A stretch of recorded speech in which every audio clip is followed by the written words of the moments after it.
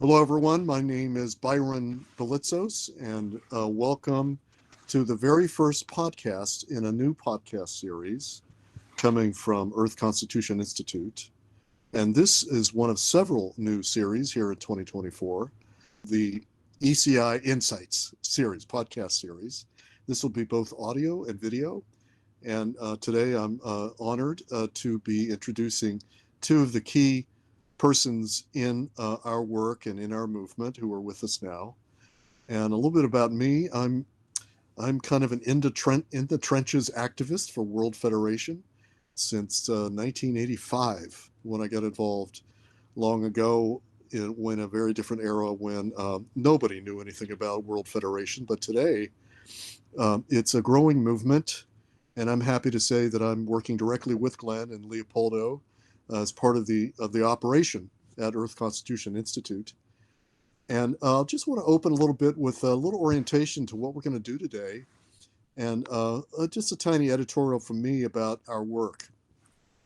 You know, my observation over 4 decades is that after these decades, really it's now 80 years of expansion worldwide, the movement, we call it the Earth Federation movement, has evolved in diverse ways. And it's a beautiful flourishing of different schools of thought and different tactics. And you might say that there's a mainstream tactic, mainstream organizations within our fairly unknown movement. But the mainstream organizations are incrementalist in their approach. And this is very well intentioned and is a lot to be said for a moderate and incremental approach to evolution.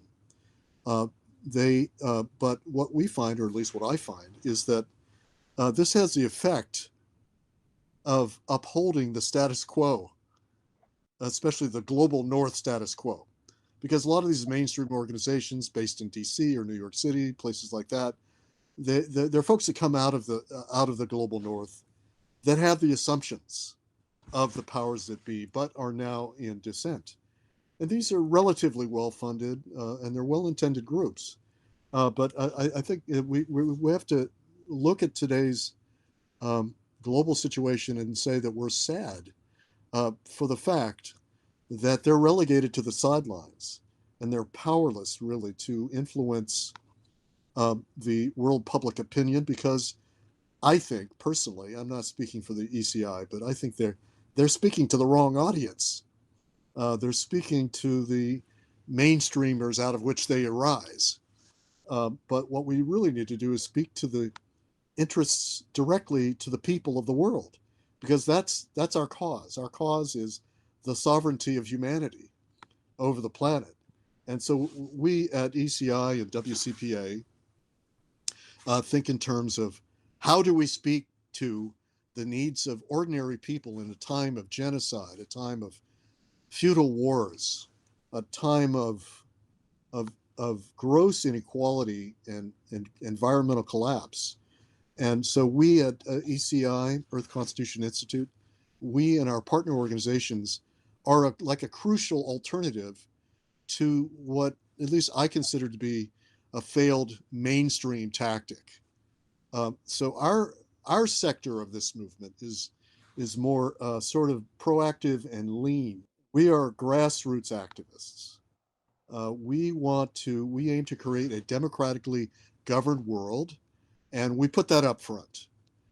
We stand against the status quo through engagement with grassroots activism aimed at a global democratic government under the authority of the Earth Constitution, possibly through inventing and creating a new world government, or by a radical reform of the UN Charter.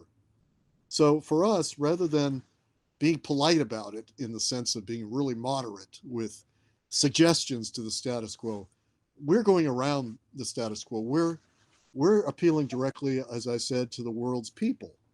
And that's why we aim to replace the status quo system, which is rapidly destroying the planet. And it's especially destructive to the most poor and vulnerable people. on the planet. And of course, at the time that I speak, we're in a very dire circumstance where Israel is beginning to invade Rafah in Gaza, and those are the people we represent, those oppressed people as well as everybody. And by the way, today's Valentine's Day, so we offer our compassion and love to these vulnerable people. So you might say that we represent the interests of the global South, and because of the striking emphasis in the Earth Constitution on universal rights of everyone, including the most marginal.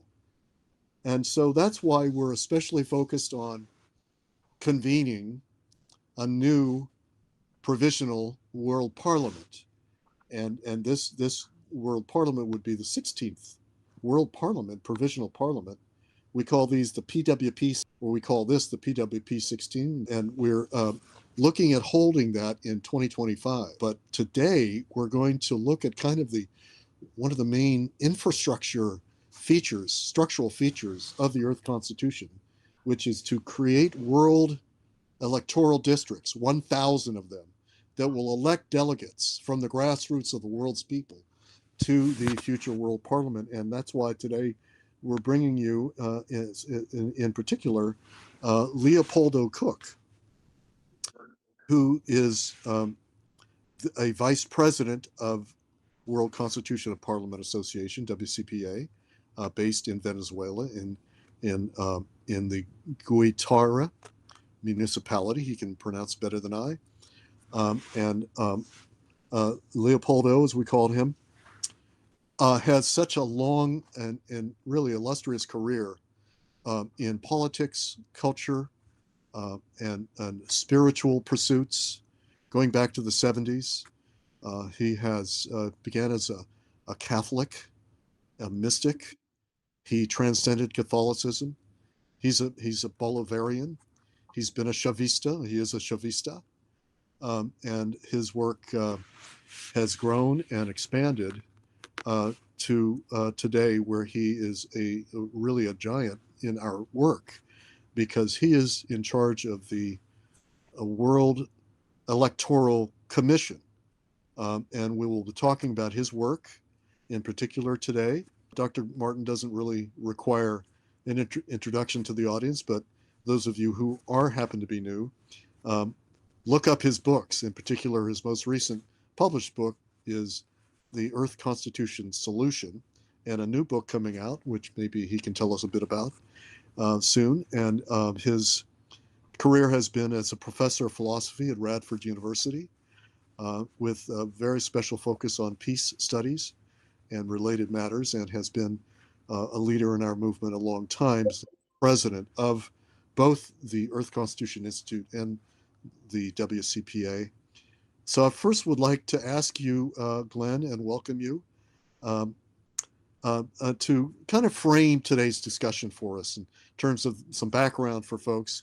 And for those who are really brand new, we also refer you to our website, earthconstitution.world, earthconstitution.world, to get some more background. But Glen's going to give us some introduction so we can get prepared to talk to Leopoldo. So Glen, why don't you give us that framing of our discussion today? Well, thank you, Byron. I appreciate the background that you've been sketching out, and I appreciate being here with Leopoldo as well. I've worked with him closely for a number of years now, and it's really, to my mind, one of my wonderful experiences in this work. As our listeners know, we are part of an organization that began in 1958 under Philip Isley, in which he realized that what the earth needed most was a constitution that could serve as a model, a guide, and a blueprint for human beings moving from a situation in which the world is in militarized chaos. Almost 200 militarized nations invading one another, subverting one another, keeping secrets from one another, and so on. He realized that we really need global democracy. And as Byron's been pointing out, it needs to be global democracy that includes everyone, not the North or the East or the West, but everyone on Earth, including the billion or more people that are now in extreme poverty on the planet. And so they organized many people together, hundreds of people, to write this Constitution over a period of 23 years. It was finished in 1991. And since 1991, we've been promoting knowledge of it, study of it, the following of it, and the preparations for the ratification of it. And under Article 19 of the Constitution, which is, it's a brilliant part of it, it's the last article in the Constitution. Under Article 19, we have a blueprint for what we can do now, even prior to its ratification. And what we can do now, part of that is to elaborate the 1,000 world electoral districts that are called for by the Constitution and begin actually organizing them, defining the boundaries of each of these, and getting members and people who know about the Earth Constitution within each of these districts to begin a commission within their district, which then begins ratifying voters. We're working to provide secure online voting for these voters. So worldwide, we're working to get people to initiate their world electoral districts, begin organizing them, begin ratifying voters, getting people organized, the grassroots of the world, all over the world, the global South, the global North. We represent the future of humanity, because humanity has no future under the current world system. We're always in the threat of nuclear war. There's always genocides going on, terrible conflicts going on, struggle among imperial nations. We have the global environment collapses in the meantime. We have no future unless we can organize the grassroots of humanity to develop a truly democratic world system that represents everybody. And so Leopoldo has been one of the leaders of this. He's vice president for Latin America and the Caribbean, and he's done tremendous work throughout the Latin America and the Caribbean with respect to this World Electoral District project. So, Thank you. So with that introduction, I hope that's adequate, and I look forward to hearing Leopoldo talk about his work. Thank you so much, Glenn, and that was superb as usual, and a very helpful introduction for all of us, and a refresher for all of us about what we're about, what we're doing here, and in particular with the appeal to the grassroots of the world's people. So that brings us to Leopoldo. Leopoldo is the founder of the very first chartered official World Electoral District. And I say that with a little envy because I have also tried to found a World Electoral District in the Washington, D.C. area. It's District 118, but we're not quite ready to be chartered and certified. But Leopoldo, I want to start with asking you to share with us, the process of your work in founding the world's first certified World Electoral District in your district. Thank you, Byron, Glenn. Thank you very much.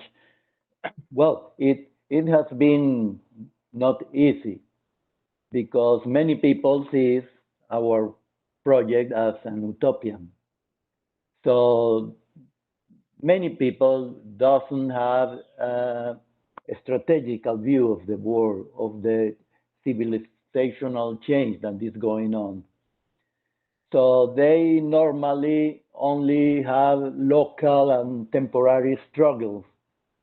And when they don't have any results of change, they get frustrated. So it is not easy to convince people to think ahead. They think it's almost impossible to change the system. So the work is to convince people. It's ideological. It's hard. Many years speaking to the people in so many ways through the networks with courses. We make short courses through WhatsApp, Telegram, and so on, or virtually or personally. Well, after 7 years, at least we could convince uh, about 1,000 persons in the whole Latin America and the Caribbean, but not in all countries. It's are countries where it has been easier. In Venezuela, in Cuba, in Colombia, in Peru also. The principal countries where we have had a small group to begin with. Well, the first step was that, to convince people individually, then put them together in some groups to speak one with each other, to feel that they are something more than an individual search, and then to convince them to found a district. Really, it's not very difficult to activate a district, one of the 1,000 districts in which the world is divided. For example, here in Latin America corresponds about 87 districts according to the population, because each district has 8 million inhabitants. So, for example, Venezuela and Aruba, Curacao, and Bonaire, we have 5 districts for this area, about 40 million inhabitants. But it's not very difficult to activate a district, because we have approved a protocol by which one person can initiate the formation if he has the strategic vision. Remember Gandhi, Martin Luther King, many of their fights, they began alone, one person. And they began to get around some people because they have the moral strength. That's the principal thing, the moral strength, the message, the possibility of change. Well, that person can get around 2 more, and these 3 persons can organize a district.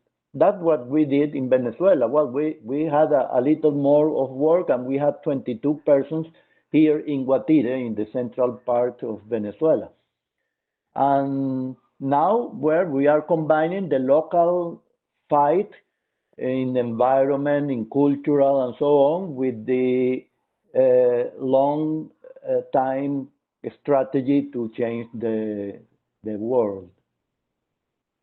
Thank you for that excellent introduction and overview, Leopoldo. Let's go over again sort of the steps for those in our audience that want to emulate you in creating a district.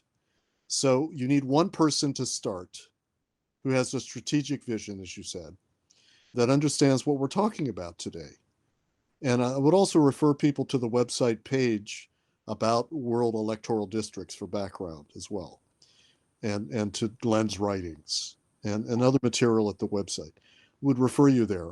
Also, by the way, I would refer you all to sign up at the website as someone who affirms the Earth Constitution. So we've redone that page of the website. It's now ready to go. And if you do sign up at the membership page as a global citizen, as we call it, then you are sort of officially eligible to start a world electoral district. You also, if you're not quite ready for that, you can simply sign up as a member in various ways. You could just leave your email address and get educated by our updates. But if you're ready to become an organizer of the people in your district, go there, sign up. You will get a GCID, I think it's called, your ID, that makes it more official. And then you will be referred by us to others in your district who have signed up to become global citizens, which is, again, the official name. And we will refer them to you. But of course, it's up to you as the organizer to find people in your own circle. So say more, Leopoldo, about how that was for you. How you started. You gave us a bit of an overview, but did you then get two people to join you, and then what happened? Okay, as you said, we got several persons who had affirmed the Constitution, so they got the universal or global or world citizenship. So everybody was doing something, culture, in environment, in this problem of the city. So what we have done is to join together and to think on how we can solve these problems, but with a strategic view.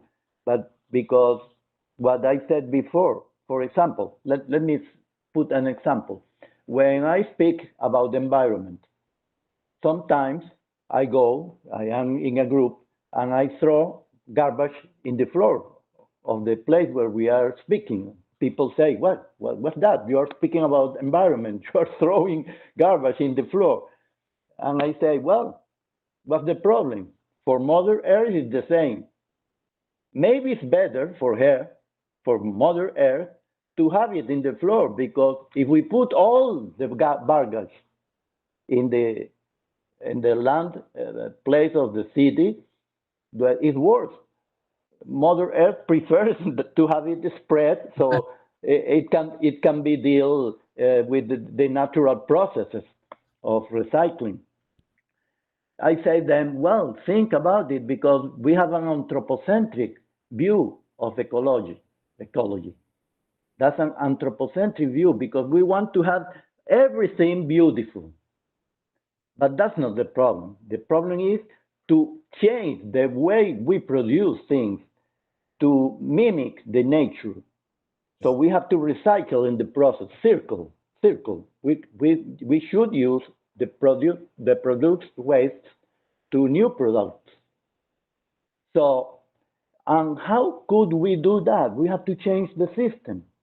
So your local fight should be changed or focused in a strategic view to change the global society. You cannot solve the environmental problem planting trees or cleaning the beaches. Well, that's good for awareness, but that doesn't solve the problem. The problem will be solved when we change the system. So for your local fight in environmental or in culture or in the problem of the city, the water, the electricity, you need to have a strategic view.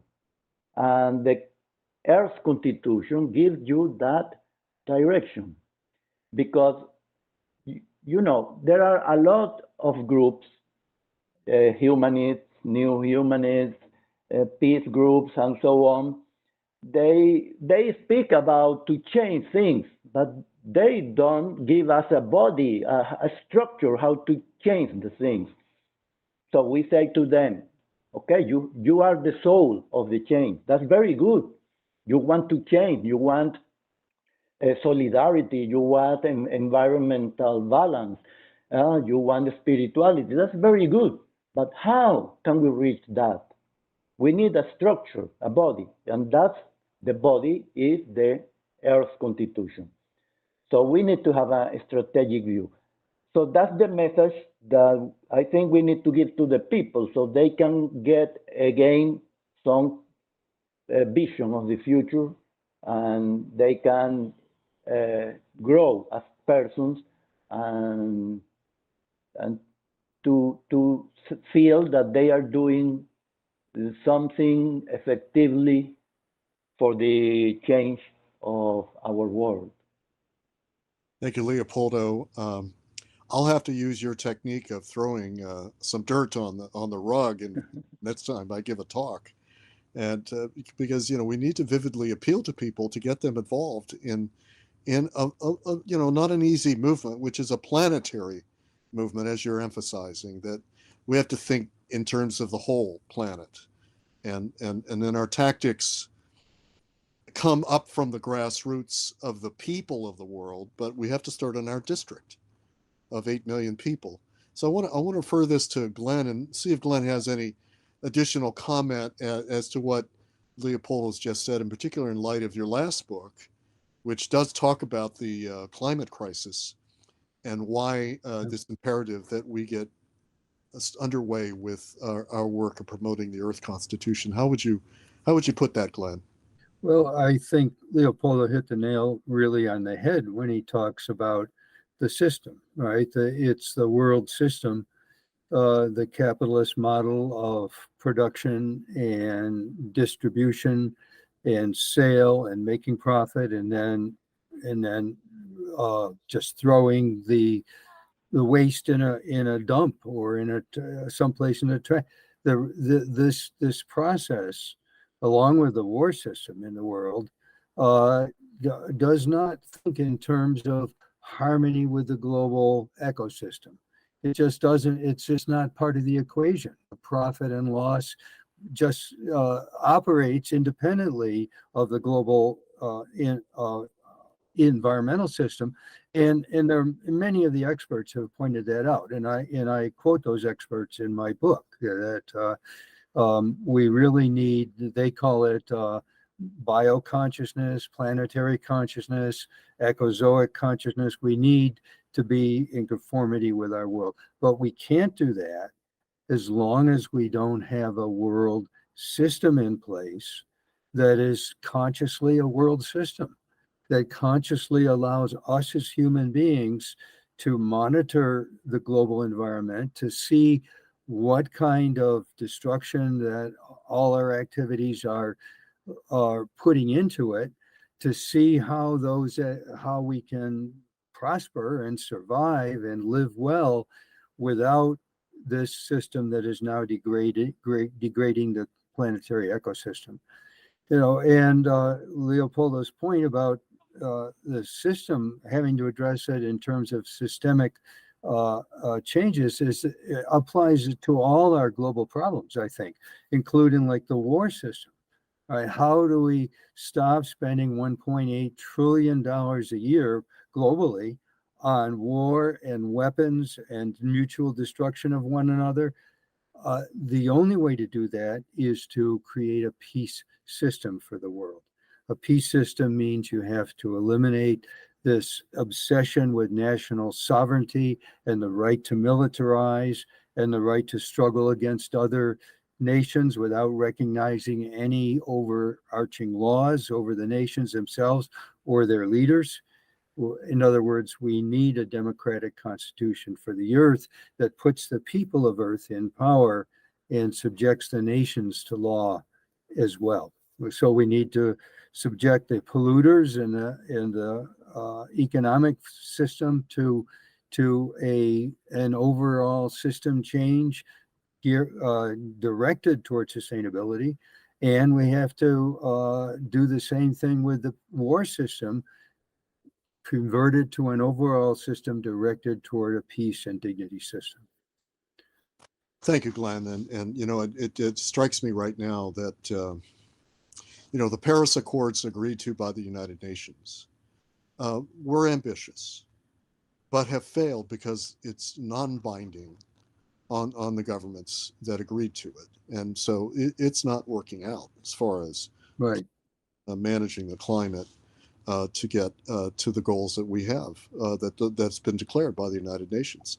So it's going to be rather embarrassing, really, that these systems are so totally ineffective that we have to be talking about something like this, the Earth Constitution. And I want to refer it back to Leopoldo and ask you a question, Leopoldo, in the light of what we just said. Let's say that you wanted to, that you founded your electoral district. You're the founder, and you have two people with you. So you have three. So we require that there be three names attached to this to get started and to begin to get certified. So let's say you had three people, and let's say the people that are working with you are very concerned about the situation in the Gaza war. What would you say to them about how this work locally in your district, which is, I think it's the region around Caracas, and your municipality, 8 million people. How does that relate to the war going over on Ukraine or in Gaza and the rest of the wars and genocide, the genocide in the Sudan and the famine there? How would you explain that to get your district started and launched? How would you do that, Leopoldo? Yes, we do it in a similar way, as I explained before with the environmental issue about the garbage in the floor, for example. It's extrapolating about the war is similar. We cannot solve the world problem of wars until we have a change of the civilizational way we have. We need a structure. The United Nations is not binding, as you said, not binding. So everybody agrees on something, but without being obliged to comply with it. And you have also the veto from the 5 principal members of the Security Council. You have the power of the budget of the United States and the big countries. So it's not a democracy. So you cannot solve the problem. What we can do is to express solidarity, okay? We can help people and so on. We can give a message of peace, but we are not going to solve the problem really until we change the system. We always reach in the same place. We need to change the governability of the world. We need to have a parliament with binding decisions in which countries are represented, in which people is represented, without veto, without weapons, with an environmental compromise, with social compromise. That's what the Earth Constitution is. Any other change in the United Nations to get a bigger Security Council with more members and so on, that's not going to help in anything. So what we need to do in every aspect of the problems of the world in an electoral district is to continue working what we are doing, but with a strategic vision that everything we are doing has to contribute to that change, to accumulate in the mind of the people the possibility of the change. Because, okay, we are growing organically, as they say, linearly, we are growing, but that's not enough. But we are in an era of changes, in a civilizational crisis. So in some moment, it will crash. And in that moment, we need that in the mind of the people, at least in a critical mass, at least 5–10% of the population, there is a reference in the mind that it is possible to change. Because in revolutionary times, things change in a very strange way. new leaders appear.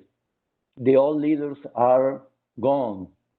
New situations appear, nobody knows where from. So, but if we are not prepared ideologically, if the people has not the possibility in their mind, then the global fascism will take the opportunity of the change. What we have to do is to put it in the mind of all of us, the people, the idea of the possibility of the change. Thank you for that elaboration, Leopoldo.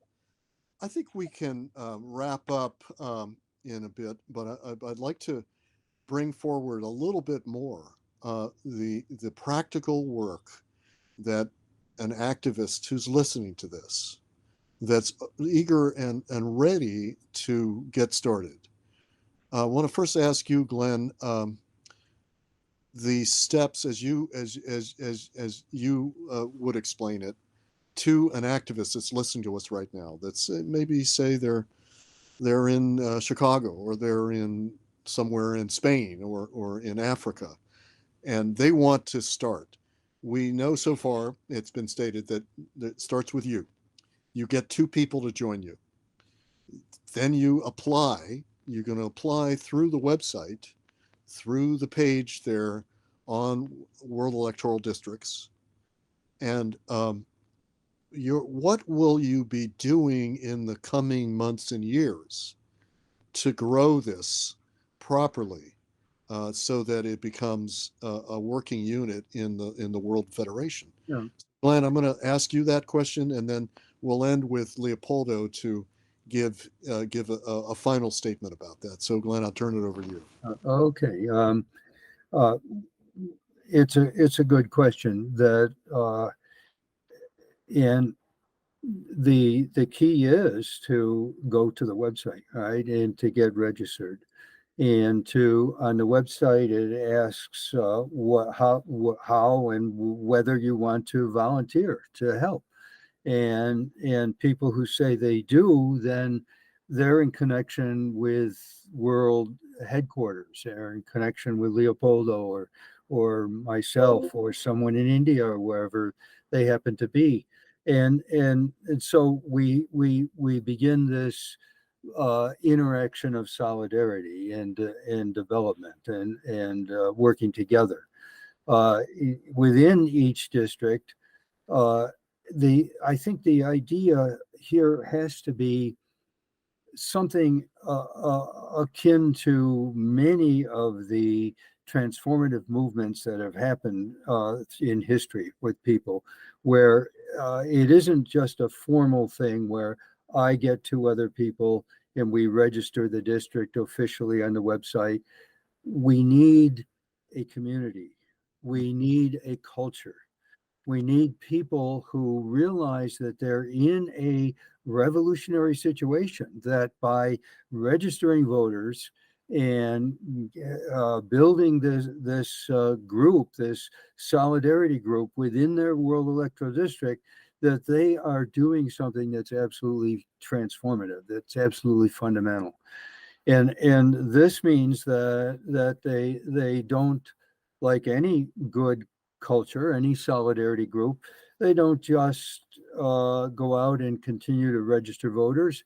They have meetings, cultural meetings. They put on dramas. They watch videos. They interact with one another in all kinds of cultural and mutual friendship and solidarity ways, so that what you have is a community, right? A transformative community building, hopefully within each of the 1,000 districts around the world, right? And it's this energy, this transformative energy that, imagine what it would be like, even if out of 8 million people, even if there's a few thousand in each of the 1,000 electoral districts, the voice that they would have, the awareness that they would be building.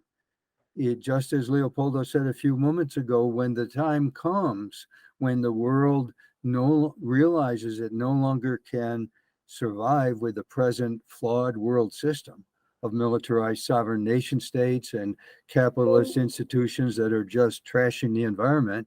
When the world reaches that stage, and it may be any day, maybe soon, then, all over the world, 1,000 communities of solidarity and transformative vision will be there to make the transformation to the Earth Constitution, to global democracy, and the beginning of a real human system, a humane system, a system of prosperity and peace and sustainability and justice, right, on the planet. That's what needs to happen. That's our vision, I think. I have experienced that myself with District 118 as the organizer of the district. That it occurred to me, well, I've got a lot to do here. We're going to sign up, thousands of people, millions really, to ratify or affirm the Constitution so that we can be eligible to elect a delegate to the World Parliament or the Provisional World Parliament.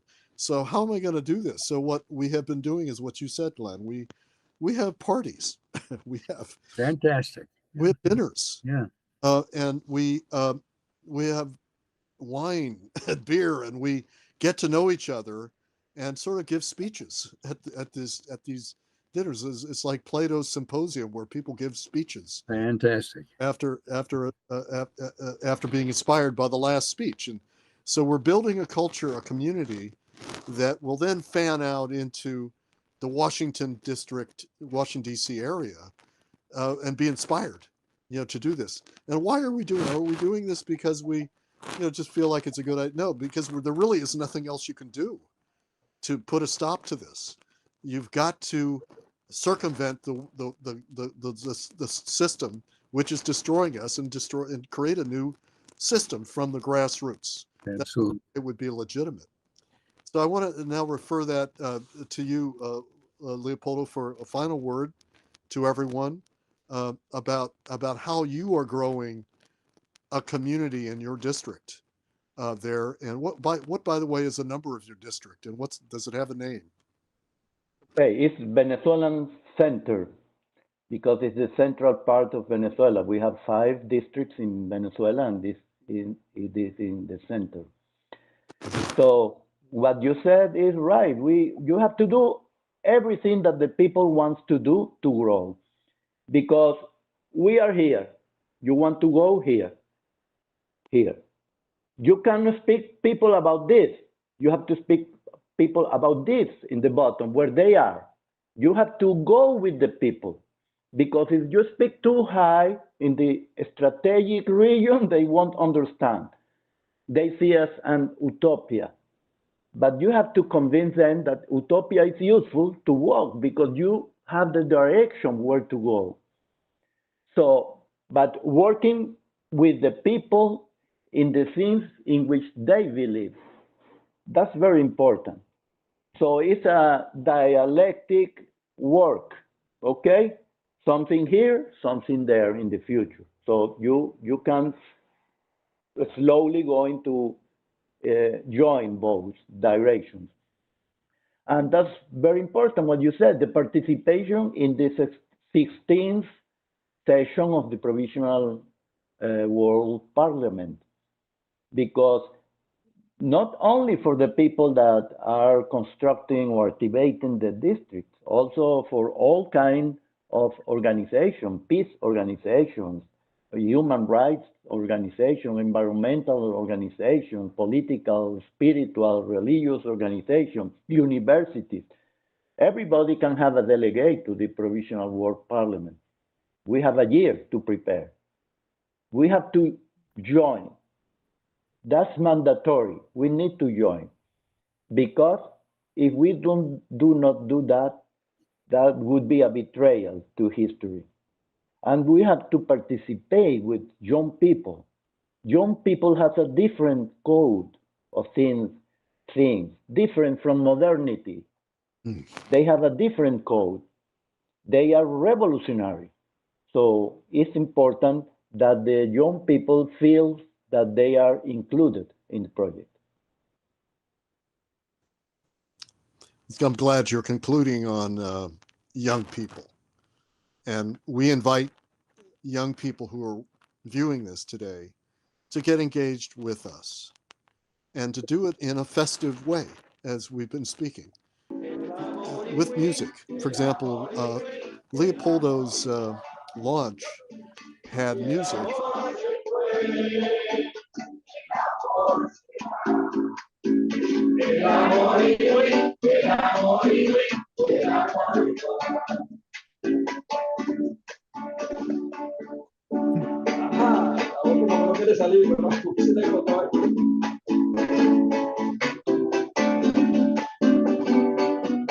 You know, we celebrate our love of humanity, our compassion, and you know, I wore a pink shirt today because it's Valentine's Day, but it is symbolic of what we're doing here, which is extending love, compassion, and support through building a global democratic government of the people, for the people, and by the people of Earth.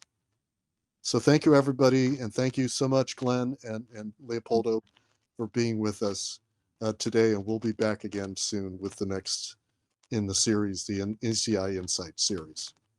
Thanks, Thank everybody. Be well. Bye, thank you. Bye. Cuando la vida le crezca, es un círculo vital en la rosa de los tiempos y es el más hermoso cuento